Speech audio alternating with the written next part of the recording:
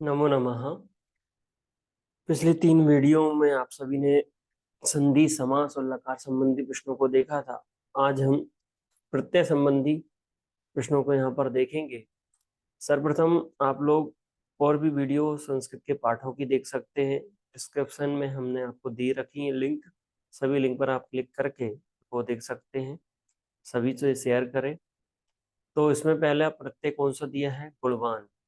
गुणवान इत्यस्मिन् पदे प्रत्यय अस्ति। ये शब्द जो आया है इस पर ध्यान देना आप लोग बहुत ध्यान से, क्योंकि गुणवान में जो वान दिख रहा है, कृतवतु प्रत्यय में भी शेष वान बसता है। लेप प्रत्यय में तो या रहता है पीछे, कितने में टी दिखता है। तो ये 3 में से तो कोई भी प्रत्यय नहीं है, लेकिन मतुप प्रत्यय इसका आंसर है। मतुप और कृतवतु में कंफ्यूज हो सकता है, कई बार बतुप भी ऑप्शन में आता है। तो मतुप अगर ऑप्शन में नहीं है तो बतुप इसका सही आंसर होगा। तो मतुप में से मान और बान शेष बसता है। अब इसमें ध्यान रखने वाली बात क्या है कि जो कितवतु प्रत्यय है या लेप प्रत्यय है या कितिन प्रत्यय, कृत प्रत्यय का भेद है जो कि धातु में लगता है, और मतु प्रत्यय जो है तद्धित प्रत्यय का भेद है जो शब्दों में लगता है। तो गुण एक शब्द है तो शब्द की पहचान आसानी से हो सकती है। तो धातु और शब्द में अंतर यही है कि कृत प्रत्यय धातु में लगते हैं और तद्धित प्रत्यय शब्दों में लगते हैं। तो इसलिए आपको इसमें मतु प्रत्यय सही आंसर है। इससे संबंधित एक प्रश्न अनिवार्य रूप से आएगा ही आएगा परीक्षा में, इस पर ध्यान दें। दूसरा प्रश्न देखते हैं। सेव मानः। पहली बात, इसमें धातु कौन सी लगी हुई है? सानच आत्मनेपद की धातु लगी हुई है। तो परस्मय पद की धातुओं में सानच प्रत्यय का प्रयोग नहीं किया रहा जाता है। सानच प्रत्यय सिर्फ आत्मनेपद की धातु में ही प्रयोग किया जाता है। पहला प्रश्न ये समझ में आना चाहिए। तो सीधा अपन को, जैसे सेव धातु है तो 10-12 धातुएं आपकी सानच हैं की है, मतलब आत्मनेपद की है, तो वो आपको याद कर लेना है। तो इसमें तुमुन का तुम तो दिखाई नहीं दे रहा है, तो तुमुन प्रत्यय इसमें नहीं है। कित्वा का त्वा भी नहीं दिख रहा है, इसमें कित्वा प्रत्यय भी नहीं है। सत्री प्रत्यय में अन, अत, अंति दिखाई देता है पुल्लिंग, स्त्रीलिंग, नपुंसकलिंग की अपेक्षा, तो सत्री प्रत्यय भी नहीं है। तो इसका सही आंसर है सानच। सानच का मान शेष बचता है मानह, माना और मानम। ये 3 प्रकार से आपको स्त्रीलिंग, पुल्लिंग, नपुंसकलिंग में आते हैं। तो इसमें मान दिख रहा है। इधर भी जैसे बुद्धिमान एक शब्द और आता है, तो बुद्धि क्या है? शब्द है। परीक्षा में ये प्रश्न जरूर आने वाला है, इससे संबंधित सानच और मतु प्रत्यय से संबंधित। जैसे वर्तमान, वर्धमान, सेव माना, लव माना, ये शब्द आते हैं, और साथ में बुद्धिमान, शक्तिमान। तो कंफ्यूज नहीं हो, शक्ति, बुद्धि ये क्या है? आपके शब्द हैं। और सानच प्रत्यय कहाँ लगता है? धातु में। तो मान संबंधी वाले प्रश्न में जरा ध्यान से आपको टिक करना है। तो ये सानच प्रत्यय का उदाहरण है जिसमें सेव धातु आत्मनेपद की है और म लगा हुआ है। तो इसमें कोई शब्द नहीं है, इसलिए मतु बतु प्रत्यय नहीं होगा। तो इसमें सानच प्रत्यय सही आंसर है। तीसरा क्वेश्चन है बालिका इत्यस्मिन् पदे प्रत्यय अस्ति। क्या भाई स्त्री प्रत्यय की अपेक्षा यहाँ पर प्रश्न पूछा गया है। देखिए, कृत प्रत्यय, तद्धित प्रत्यय, स्त्री प्रत्यय, तीनों में से 4 नंबर के प्रश्न आने हैं, इसलिए आपको प्रत्यय संबंधी 4 नंबर को अच्छे से तैयार करना है। तो बालिका शब्द जो होता है स्त्रीलिंग शब्द है। अब ये बनता कैसे है? तो इसका संधि विच्छेद, प्रत्यय प्रकृति प्रत्यय विच्छेद क्या होता है? बालक प्लस टाप, इसका सही आंसर है टाप। प्रत्यय इसमें प्रयोग किया है। जाप, आप, ज्ञाप ये प्रत्यय नहीं होते हैं। और टाप में से टाका और पाका लोप हो जाने से आशेष इसमें बसता है।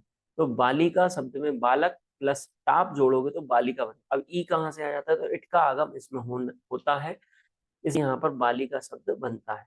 जैसे और भी शब्द हैं, गज प्लस टाप तो गजा बन जाएगा, शिक्षक प्लस टाप शिक्षिका बन जाएगा। ऐसे अनेक जो आकारांत स्त्रीलिंग शब्द होते हैं उन सब में टाप प्रत्यय, डाप प्रत्यय, चाप प्रत्यय का प्रयोग किया जाता है। स्त्री प्रत्यय के भेद के अंतर्गत आते हैं। तीनों में आशेष रहता है, तो इस पर भी आप ध्यान दें, ये प्रत्यय जरूर पूछा जाएगा। अब अगला प्रत्यय इसमें दिया है सत्री प्रत्यय का उदाहरण है। सत्री में पहले ही बता दिया, ये दोनों सत्री और सानच प्रत्यय भूतकाल अर्थ में प्रयोग होते हैं। भूतकाले इति प्रयोगः, कई बार प्रश्न पूछ लिया जाता है सत्री सानच प्रत्यय कसमें प्रयोग है, तो भूतकाले प्रयोग है। और हिंदी अर्थ क्या निकलता है? करते हुए अर्थ में इनका प्रयोग होता है सत्री का। तो गतवती शब्द में कतवतु प्रत्यय लगा हुआ है, गम प्लस कतवतु। देखो चारों ऑप्शन है, तो चारों ऑप्शन के हमें प्रत्यय भी पता होना चाहिए, तो आपको सटीक आंसर मिल जाएगा। तो गतवती में गम प्लस कतवतु ये स्त्रीलिंग में बनाया गया शब्द, गतवान पुल्लिंग में बनता है, गतवतम नपुंसकलिंग में बनता है। दूसरा दिया है जेतुम, तो जेतुम में भी जी धातु है, तुमुन प्रत्यय लगा हुआ है, तो ई को ए होकर के गुण जेतुम तुमुन प्रत्यय, तो ये भी इसका उदाहरण नहीं है। गुणन में इनी प्रत्यय लगा हुआ है, गुण शब्द है, तो इसलिए सत्र प्रत्यय का तो सवाल ही नहीं उठता है।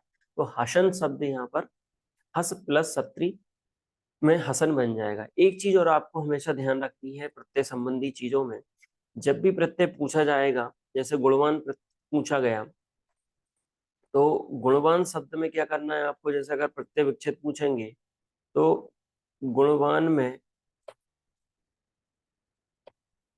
गुण ये शब्द है प्लस, अब इसमें क्या लिखना है आपको, मूल प्रत्यय लिखना है। क्या लिखना है, मतुप। क्या लिखेंगे अपन, मतुप ही लिखेंगे। इस बात का आपको ध्यान रखना है। क्यों लिखना है, जैसे गुण प्लस मतुप होगा, अब बान इसमें दिख रहा है तो गुण प्लस बान, इसका प्रकृति प्रत्यय विच्छेद नहीं होगा। इस बात का आपको ध्यान रखना है। तो मूल धातु या मूल शब्द और मूल प्रत्यय ही लिखा जाता है। ऐसी सत्री सानच में अपन हसन का लिखेंगे, तो हसन का किस प्रकार से लिखेंगे, हस धातु है इसमें, कौन सी धातु है, हस धातु हंसने अर्थ में होती है, तो हस इसमें हो जाएगा, और प्लस करके अपन को क्या लिखना है, सत्र ही लिखना है। क्या लिखना है, सत्र ही लिखना पड़ेगा। इस बात का आप लोग ध्यान दें, ठीक है। तो इसमें सत्री प्रत्यय हो गया, मूल धातु और मूल प्रत्यय को आपको ही लिखना पड़ता है। तो इस चीज का हमेशा आप ध्यान रखें कि जब भी आप धातु का प्रत्यय विच्छेद कर रहे हैं या शब्द का प्रत्यय विच्छेद कर रहे हैं, तो इन चारों क्वेश्चनों में आपने प्रत्ययों को देखा।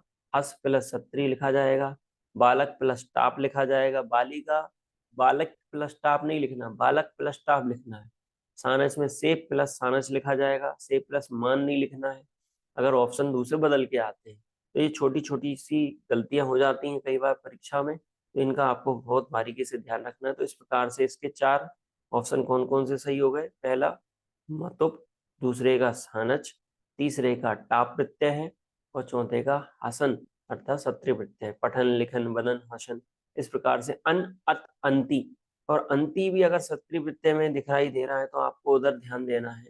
जब भी आपको पुल्लिंग स्त्रीलिंग तीनों लिंग की अपेक्षा पूछ सकते हैं, तो इसमें आपको एक बात ध्यान रखनी है कि जब भी आपसे सानच प्रत्यय में सत्री प्रत्यय में मान लीजिए हसन से संबंध स्त्रीलिंग में आया, तो आपको क्या लिखना है, हसंती, ई बड़ी मिलेगा लिखा, पठंती लिखंती बदंती, क्योंकि ये लकार भी होते हैं प्रथम पुरुष बहुवचन में, लेकिन यहाँ प्रत्यय संबंधी प्रश्न है तो हसंती में ई बड़ा, पठंती में ई बड़ा दिखाई देगा, तो ये प्रत्यय पूछा जा रहा है। इस बात का भी आपको ध्यान देना है। और बाकी चीजें अपन प्रत्यय संबंधी चर्चा और करेंगे दूसरी वीडियो में। अभी के लिए इतना ही। तो आप सभी इसको सब्सक्राइब करें, शेयर करें और ज्यादा से ज्यादा विद्यार्थियों तक पहुंचाएं।